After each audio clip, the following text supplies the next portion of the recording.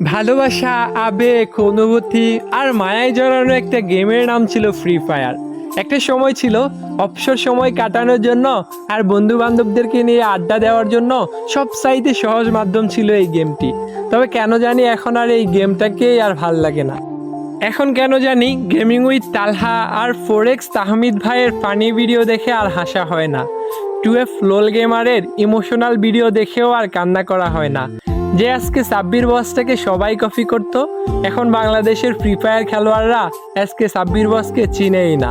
রক্সম্যান gaming, Jewel the noob gamer, তারা আর আগের মতো ফ্রি ফায়ারের আননোন ফ্যাক্টস খুঁজে পায় না। ফ্রি ফায়ার কমিউনিটি নিয়ে এখন আর সাদিকুল ভাই আগের মতো রোস্টিং করে না। প্রো রুবেল আর বটলা নাহিদও আর এখন একসাথে গেম খেলে না। যেই নাইম আলম ভাইকে পুরো বিশ্বের মানুষে চিনত MP40 লিজেন্ড হিসেবে, সেই নাইম আলম ভাইকে এখন আর গেমে দেখা যায় না।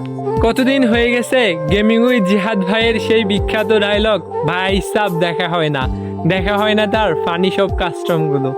যদিও এখনও মিস্টার ত্রিপোলার ভাই, ইটসকাব্য ভাই এবং গেমিং উইথ তালহা ভাইরা নিয়মিত ভিডিও ছেড়ে ফ্রি ফায়ার কমিউনিটিটাকে বাঁচিয়ে রেখেছে, তবুও সেই পুরোনো দিনের ফ্রি ফায়ার গেমটাকে অনেক বেশি মিস করি।